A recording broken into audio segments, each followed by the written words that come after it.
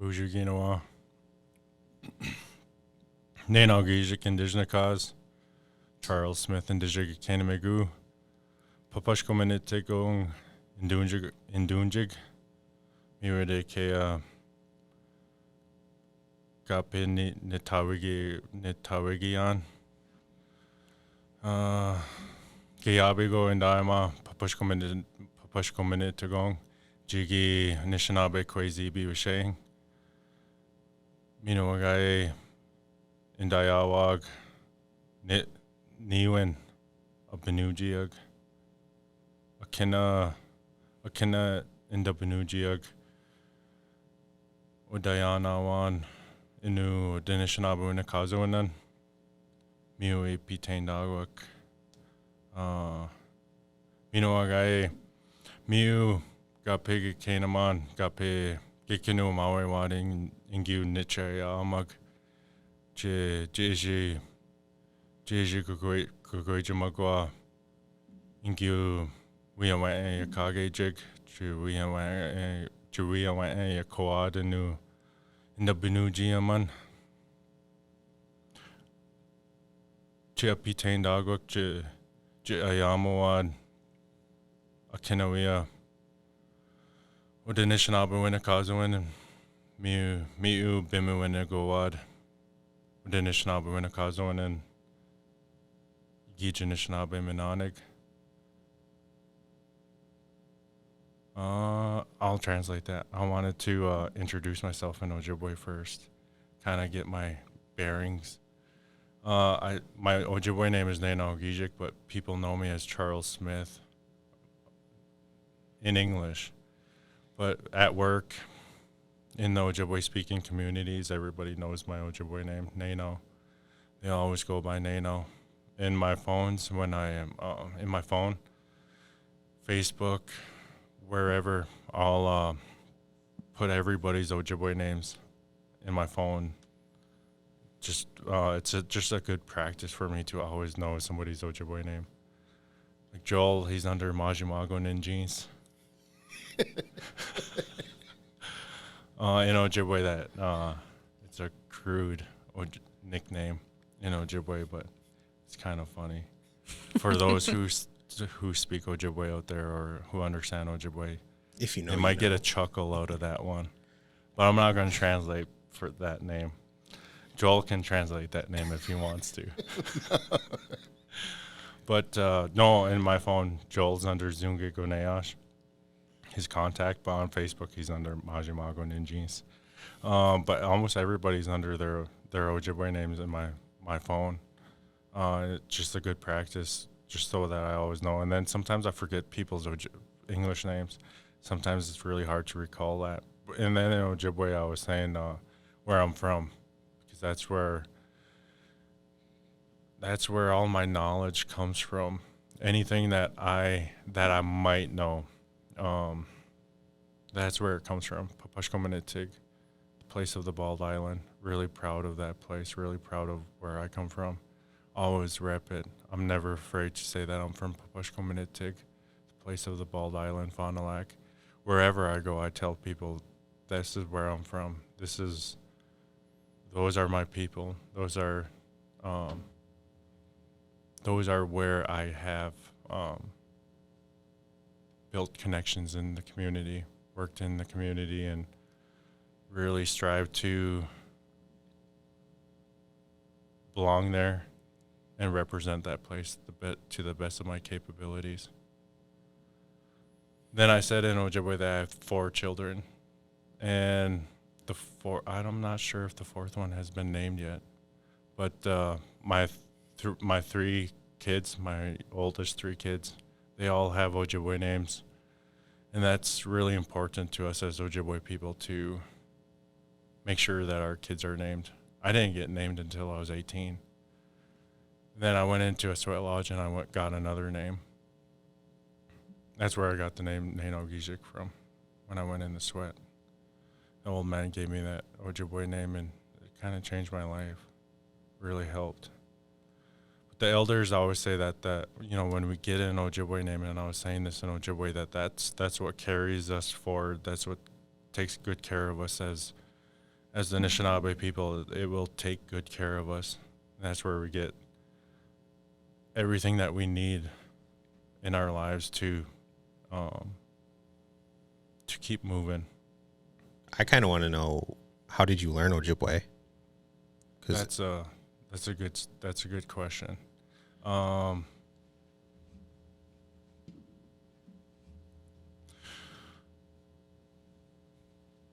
well, it all started when I was 6. Nay, I'm just kidding. No, but all seriousness, I started taking Ojibwe really seriously when I went to the Fond du Lac Tribal and Community College. Dan Jones, he was Gagige Benesibun. He was my first instructor in Ojibwe. And that's where I first heard when I first heard somebody say, because Dan was the first one that said it, you can't really learn Ojibwe in a classroom. We can give you a lot of the basics, but you can't learn Ojibwe in the classroom. And I didn't believe him. I didn't even know what he was saying to me at that time. I was only 18 years old when I was first taking Ojibwe. And so I started getting some of the basics down. I started using Ojibwe almost every single day. I started really studying it, getting some of the vocabulary down, getting some of the paradigms down. And then I graduated from Fond du Lac Tribal and Community College, and I went to school in the cities, University of Minnesota, Twin Cities. That's the U. So when people would say I go to the University of Minnesota, we'd always ask them, so you're down in the Twin Cities? And they'd say, no, UMD or U of M Morris. And we're like, no, that's not the U. The U is in the Twin Cities. So we'd always correct them. As a Gopher, we're really proud of the U. I mean, it's just an awesome institution, but it's still an institution. So when I got to the U of M, I started taking Ojibwe courses. I really wanted to learn from the 2 linguists that were down there. So I had to take they didn't accept all my transferring credits from the tribal college. And so I had to take second year Ojibwe, and I didn't want to take second year Ojibwe. And if Dennis Jones hears this, Peibama Benes, I didn't really want to take his class because that's Dan's twin brother. So I figured it'd be the same thing. It was kind of the same thing, but it was cool meeting and making connections with the students that were there, making connections with Dennis Jones. And then when I got to the courses that I wanted to take, Ojibwe 3, Ojibwe 4, that was taught by Brendan Fairbanks, Owanigabo. Brendan Kishkitun, he recently changed his name. That was his grandmother's name in Oklahoma. So he took that, changed his name to Kishkitun, his grandmother's name, if I recall that story correctly. He just told me. I asked him, I said, why do you change your name? He explained it. I'm pretty sure that's his grandmother's name. But Owanigabo, he started teaching. His main focus at the time, and it probably still is teaching conversational Ojibwe. And that's kind of where I really got really decent at conversational Ojibwe, because he always focused on being conversational and having conversations in Ojibwe, and wanted to make sure that we share stories, discourse, teaching how to tell stories, teaching just the basics of having a conversation with somebody in Ojibwe. So, and then I started taking classes with John Nichols, the guy that wrote the dictionary. And Bidoniquet, he's a cool guy. Bidoniquet is a unique individual. He is different, but super knowledgeable in the Ojibwe language. Spent his entire life dedicated to Ojibwe, and he explained how he got into learning Ojibwe when he got to his linguistic course to to know what he was going to study. It was either Dakota or Ojibwe. And it was just like a flip of a coin. And if it went the other way, I don't think we would have as much resources as we do in Ojibwe, or documenting Ojibwe the way it's been documented in the last 30, 40 years without John Nichols. So Ojibwe people,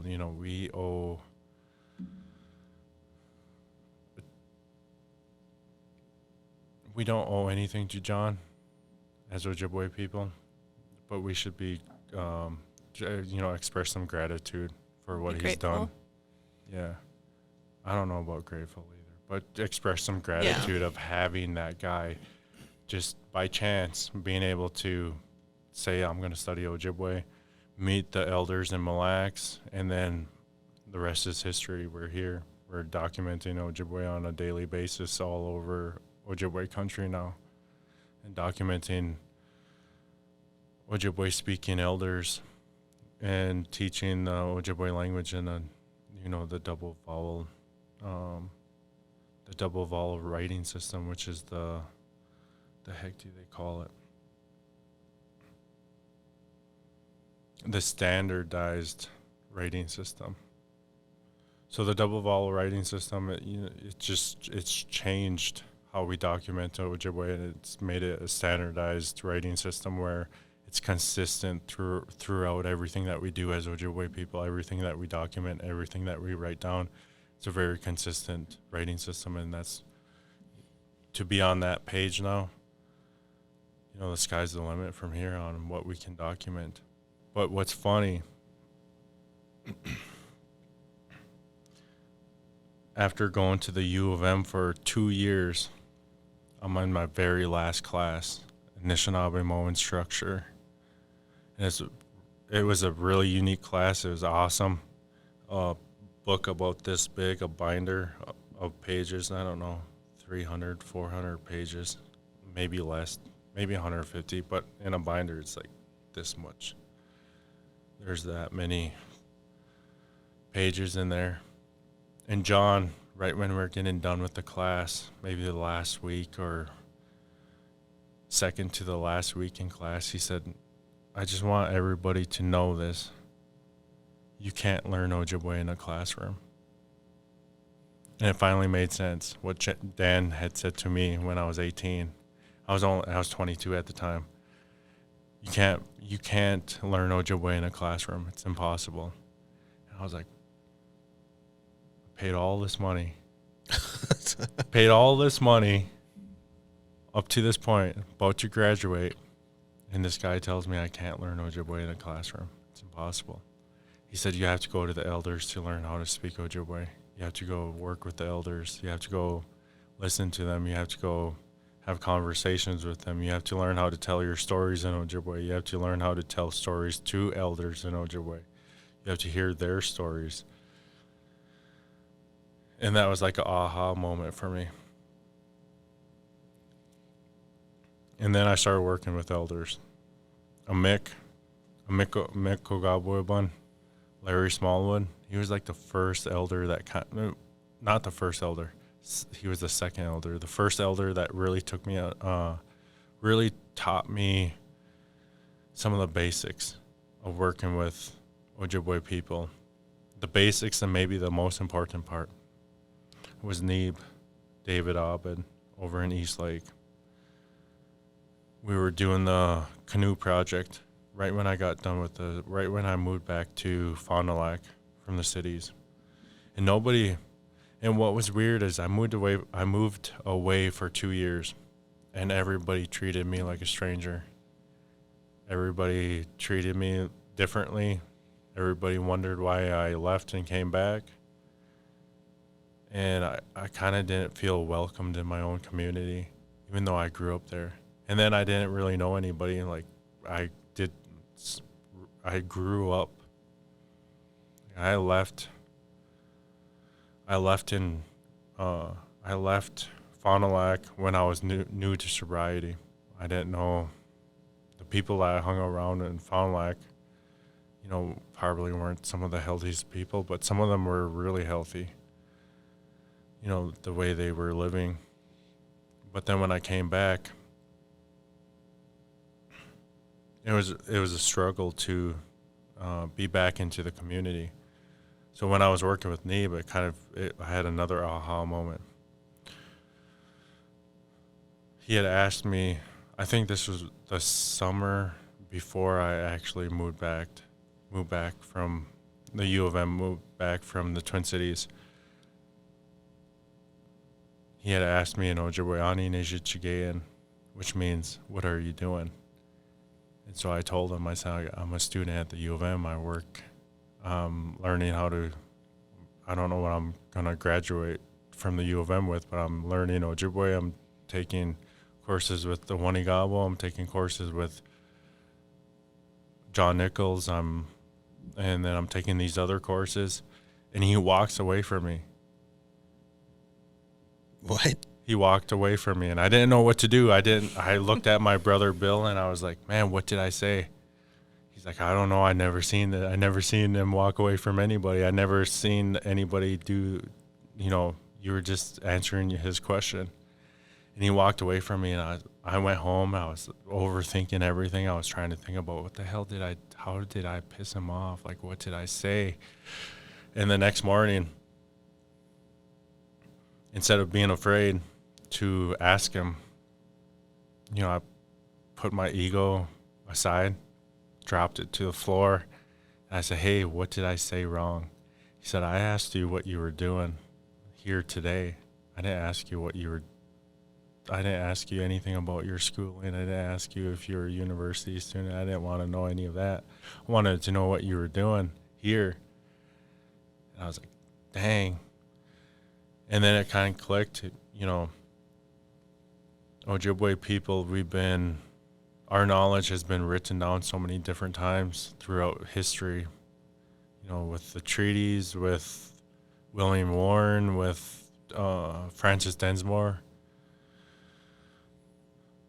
The researchers will go into Ojibwe-speaking communities or into communities that have retained their knowledge and their culture, and will ask them questions and document and write their books and get published and get all the credit for what they've done to document the Ojibwe language and Ojibwe culture.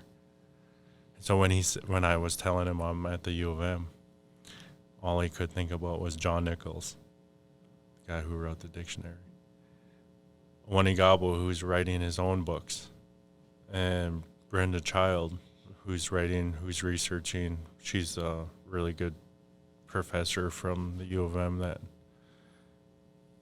that documents and researches. She's from Red Lake. She documents and researches different things. She just did a jingle dress exhibition, and she wrote a book about the jingle dress 3 years ago, to mark the centennial celebration of having the jingle dress in Ojibwe communities. And I don't know if it was really the 100 years or not. But so I kind of understood that once he said that. He explained the entire history of us being taken advantage of. And now it's that paradigm that, however that's came to be, that's shifted a lot, where it's a lot of Ojibwe people doing the research now. A lot of the Ojibwe people approaching the elders to get the cultural knowledge, to get the Ojibwe language knowledge of how the Ojibwe language works, and then documenting it, writing it down, coming up with theories or, a good solid proof of how things work in the Ojibwe language. And it's either the elders are a lot more nicer today than they were, especially when I was a student. That was 14 years ago now. The elders kind of accepted that, what we have to do as Ojibwe people for our language to survive is document it. Because it's been 13 years. I've known all these guys. I've lost we've lost a lot of elders that really have believed that the most important thing that we could do for Ojibwe people and for all our people and the Ojibwe language is documented so that we have it for the future. So, but there are some growing pains. For me, there's a lot of humility, a lot of, I don't know, I've shared that experience with people. And the people ask me, just like you said before we started recording anything, be nice about it. Sometimes it wasn't nice for me. What I experienced, it wasn't nice for me. I got walked away from. I got chewed out by the elders. The elders were really stern with me when I first started learning Ojibwe language. Some of them wouldn't even open up. Some of them would stay silent. But it's always nice, especially when the elders or speakers come from Canada and they're walking around in the mall in Duluth, and they'll be speaking Ojibwe to each other, or if they say something about me, or if I'm going around somewhere and elders are talking Ojibwe and they might be talking crap about me or somebody else, you're like, Anin Gaekidoyan, what did you say? I'll just ask them in Ojibwe, what did you say? And they'll be surprised. They're like, man, he knew what I said. So, like today, there's so many good second language speakers that the elders have to watch what they say now, because it's no longer a secret now to a lot of us. If or they'll just talk crap and they know that. They know you know. They know I know. But then I don't know. I don't share. I don't try to. It's always funny listening to them. They might be talking crap, but it's just whatever. It's not in any mean sense, but they might be. This person really thinks they're full of themselves. Gekenda Mukazo. I've been called that before, but others for sure have been called that, and the elders might really truly believe that. Gekena Mukazo in Ojibwe means a know-it-all. They pretend to know everything, and you don't ever want to be called like Gekena Mukazo. Abading ingi jama indana nokian and shnabe wigamagong. Mineshama gawad Widanoki Gal Bejak Kiwenzi Majiguanea Shanishanabu Nikazo Mio and Denewe Magan Gakichuanang Unjaba Minashama Ga Pinagayanema Nishanabe Wikamagong Ingi Wabama Kiwenzi and Nanama Dabadema Uduji be a gay Wigamu Uduji be a gay Wigamu Midashama Gaji Gwejimida Karenzi Wagunangi Kanaman Gia named them Midashama Gaji Nakwetog Karenzi Gawing Egu and Gikanazine Wa Gig Kandas and Gig. Thinking about how humble we have to be as an Ojibwe person, and as you start learning more about the language and more about the culture. We never just say that it's hard you can ask any elder, hey, what do you know?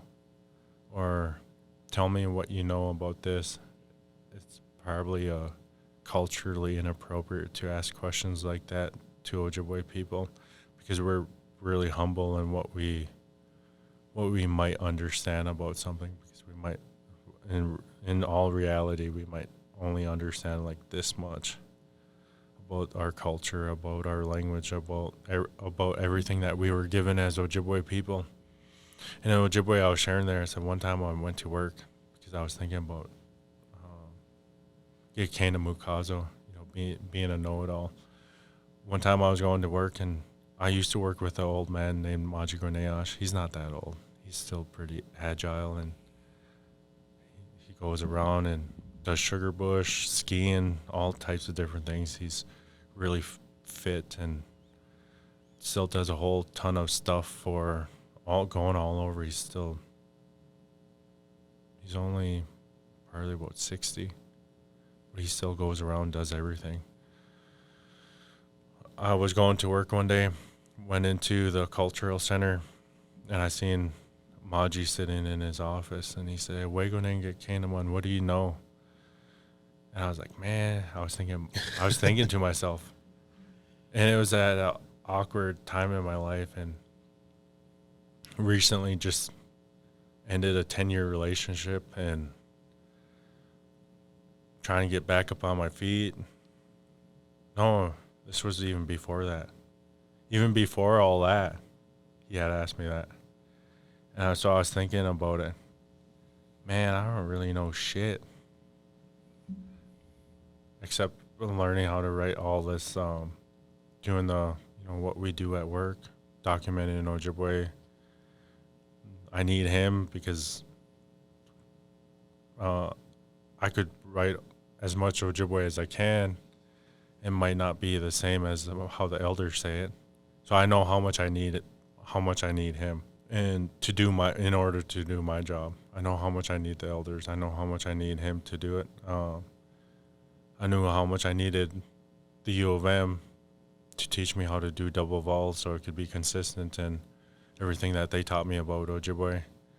I knew how much I need my parents to show me, and my grandparents and everybody from Fond du Lac to teach me how, man, this is how you're an Ojibwe person. We got sugar bush here, we got racing, we got all these things. So all these things that I depend on to have a good solid identity, I needed all those other things. So I'm like, man, I don't really know shit.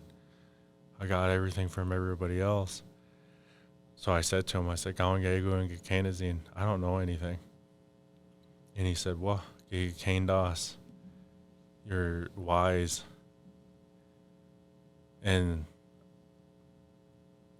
I had to really think about his question for a second. Hey, Owegonan Gekanaman, what do you know?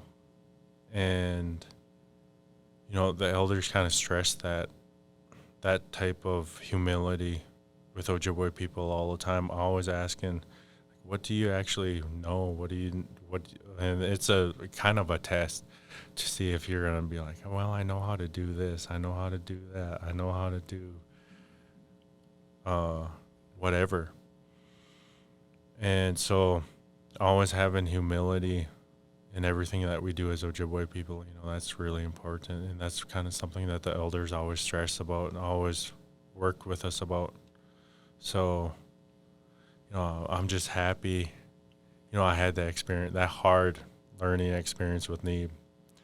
Like, what do you actually know? So I went to the U of M, asked him, told him everything I was doing, and he walks away from me. And that kind of always put me in my place. Always drop ego to the floor.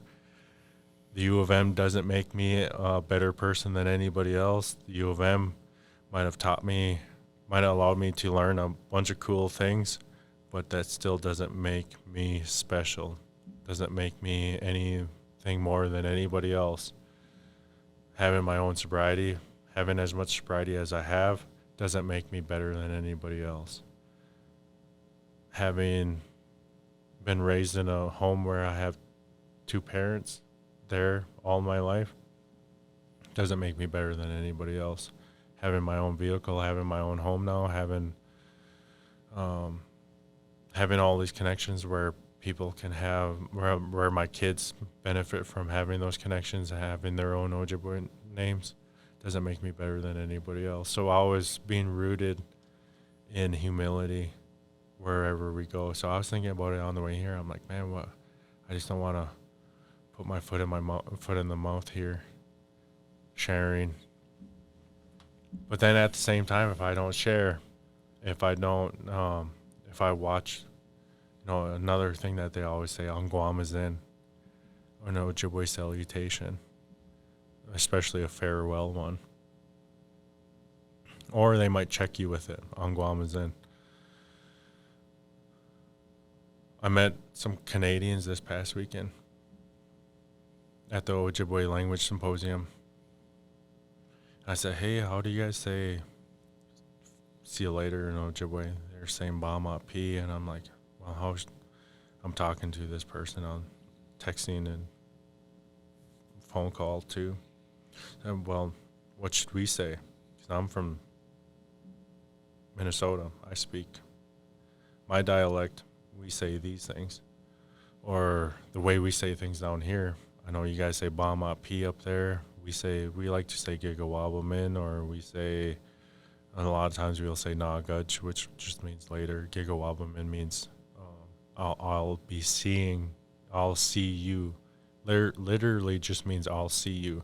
Bama P is not until later. That's what they like saying up there all the time. At work,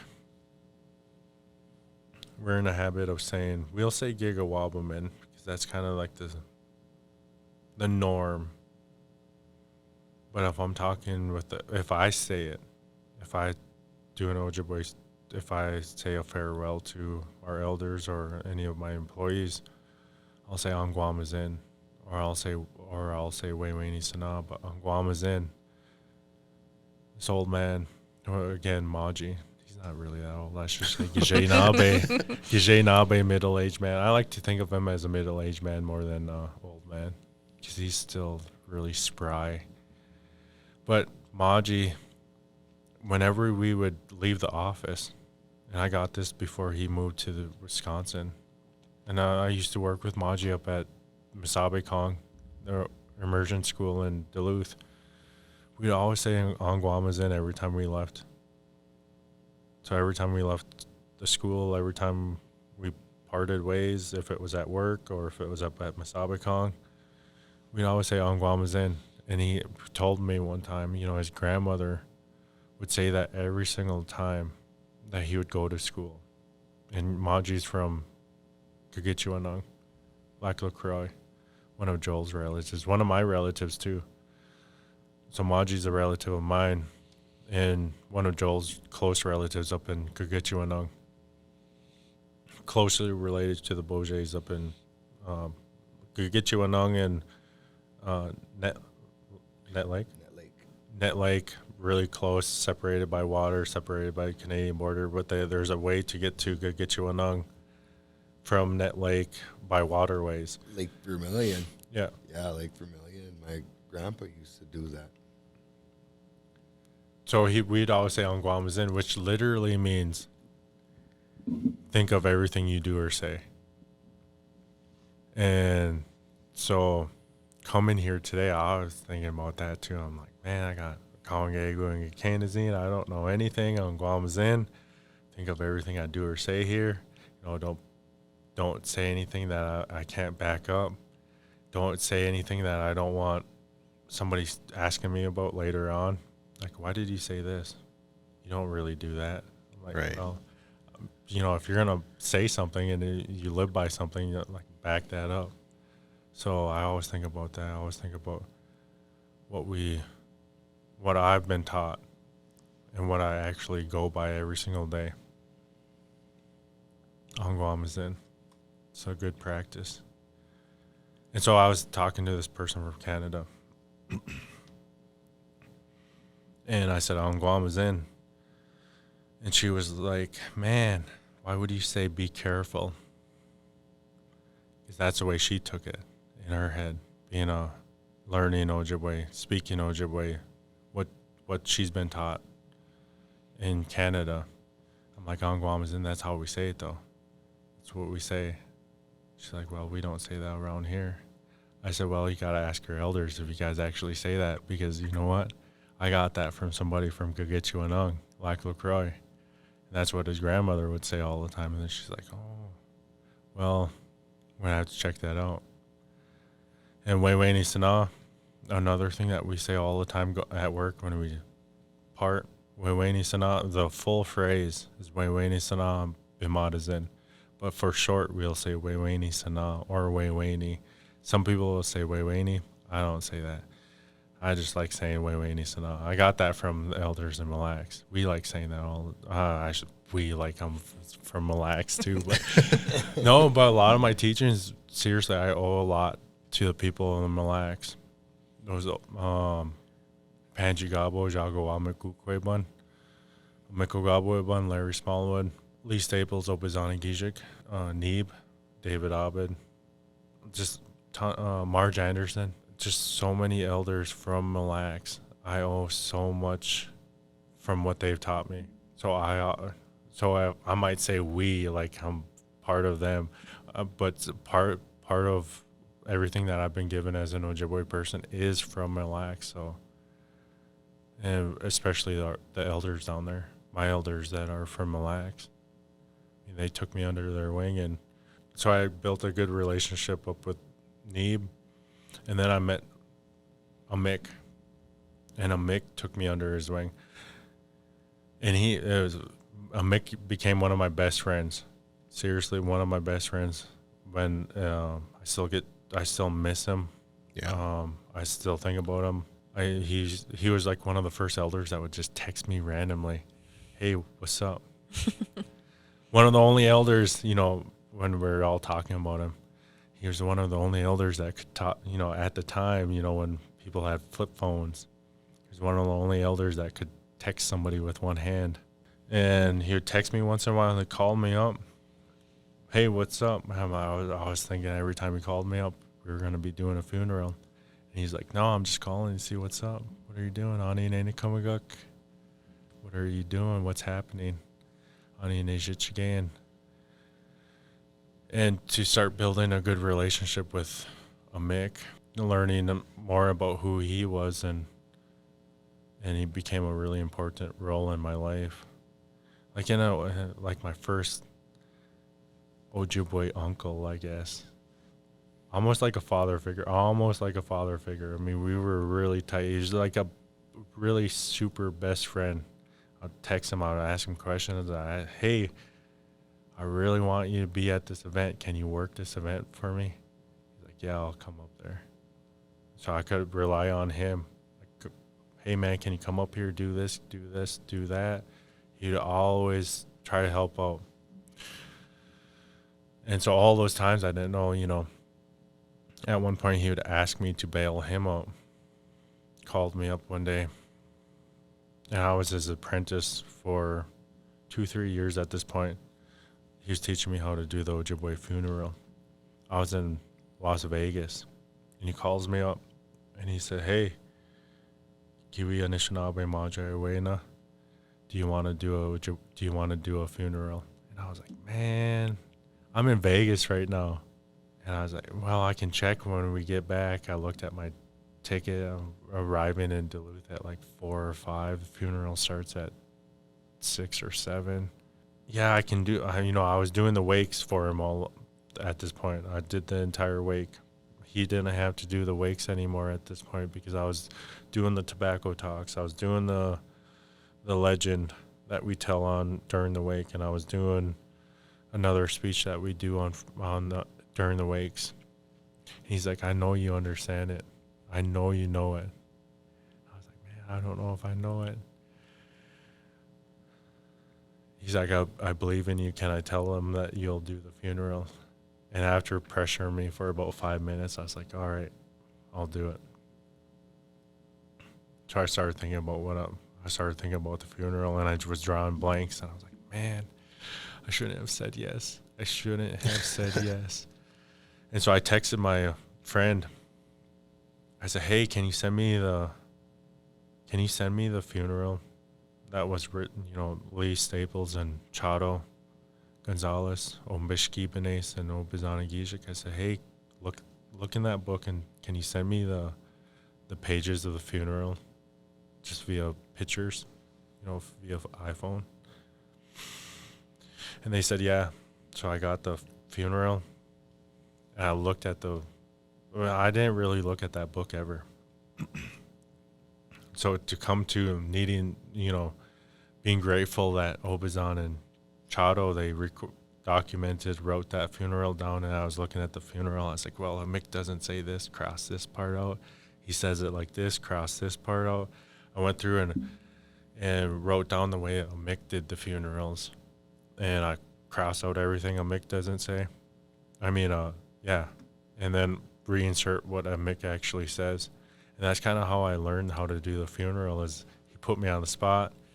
I adapted. I overcame. Wrote down how a Mick did it, and then after that, listening to a Mick every single time that he did the funeral, I knew what he was saying, and I knew where he was at. I knew everything. Not everything. I knew what was going on. Everything that was going on during the service, so I could get ready, start moving chairs around, start preparing the food, whatever. So I kind of knew where he was going throughout the service, and I started understanding the funeral a little bit better. And so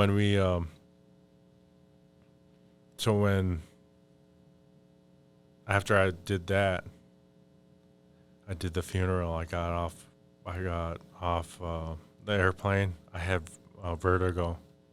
Everything was moving still.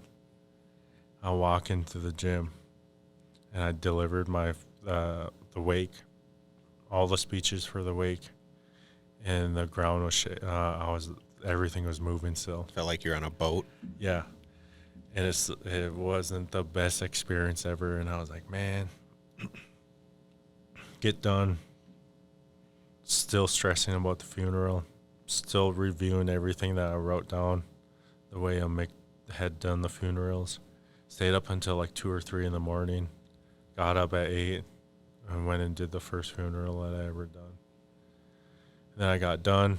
Oh, and then what had happened to me, which was another humbling experience. Mike Dahl was helping me. My brother Bill, he was helping me. And we had the usual ladies that would help a Mick. They were all there to support me. And I look up. It's like 10 o'clock, 9:45. I look up, and I see Marlene Stately. Marlene Stately is a well-respected elder from all over Ojibwe country, especially in Minnesota and Wisconsin. She's from Leech Lake. She's passed away now. I look up. I'm like, man, why the hell is Marlene Stately here? She was like 4 or 5 rows back, right on the end, right by the aisle. And Marlene's right there. I'm like, what do I do? I'm asking everybody. I'm like, why the hell is Marlene here? Why did she come? They're like, I don't know, go ask her. I'm like, why do I have to go ask her? Why can't one of you go ask her why she's here? Because there's no clear, like, connection, anything. Like, it was my family. I was doing the funeral for my close cousin, Pam Diver. She had asked me to do a funeral for her husband, her late husband. And once a Mick had said it was for Pam, I said, well, I can't say no to Pam, okay? That's kind of was what sealed that thing in there, is it was for Pam, and I couldn't say no to her because I respect her so much. I love that old lady so much, old lady. But I really do love Pam so much, and I couldn't say no. So I said, okay, I'll do it. And so I went up to Marlene Stately. I got up. I don't know. My friend Kathy, I'm trying to get her on the show. On her neck, she has a tattoo that says, do it with fear.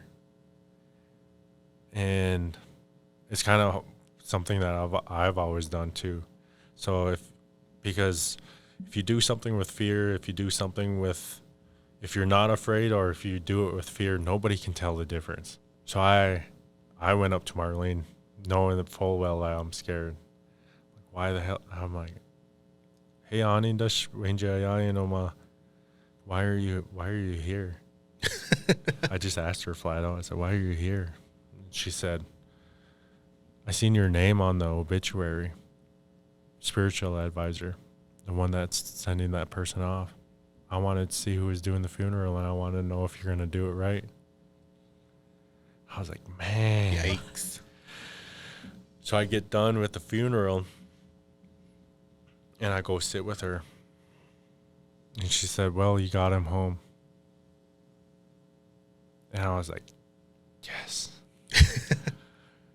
She said, she didn't correct me or anything. She didn't say, you should have said it this way. You could have said it this way. You forgot this. You forgot that.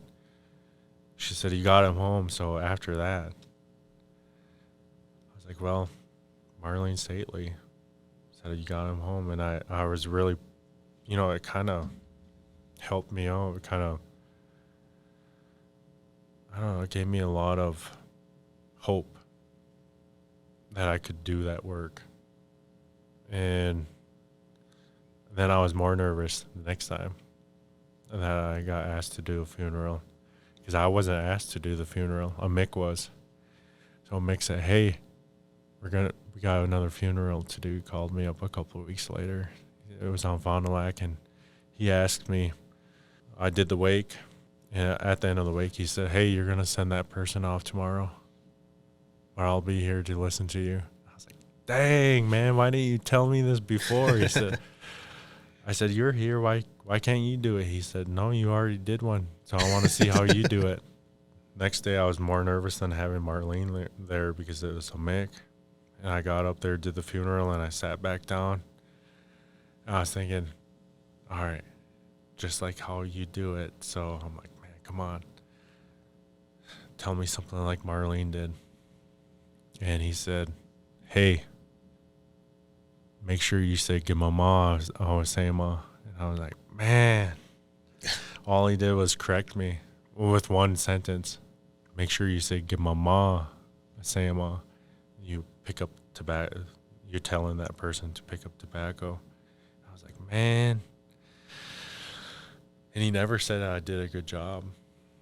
He never had said that. He never said, maybe during the wakes he'll say good job or something like that. But when I would do the funerals with him, when I would send the person off, when I would, if he forgot something, I would go tell him, hey, you forgot this. He would correct it on the spot. But he never told me I did a good job during the funeral. Why not? Everything else, I don't know. So for a long time, I was like, man, I don't know what he thought of me. And then when he passed away, people were texting me the day of saying, have you talked to him, Mick? I said, no. So I texted him. He didn't text me back, and then I learned that he really did pass away. I was really heartbroken. It really hurt to lose him. And went to his service. One of my helpers, she had talked to his fiance or wife. I don't know if they were married or not. She said, tell Charlie that he really loved him, and that he was done going up to Fond du Lac. He said that I had the funeral down, that he wasn't going to come up and do services anymore, and that he had planned to tell me that.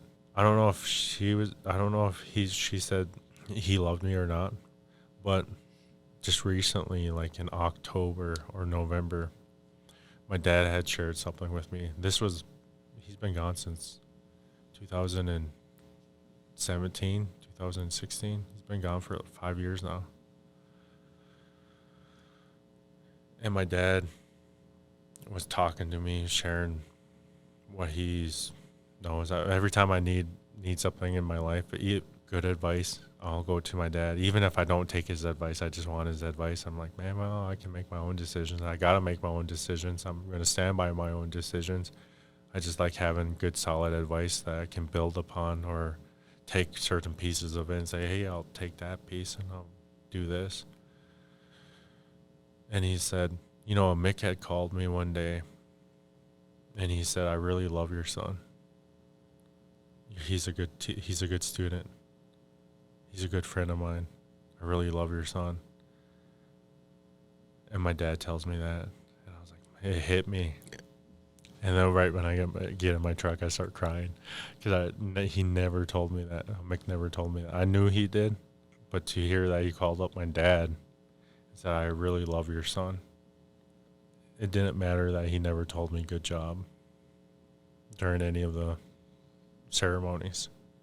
But to hear him say that, hear that message 5 years later, then I really knew what he thought.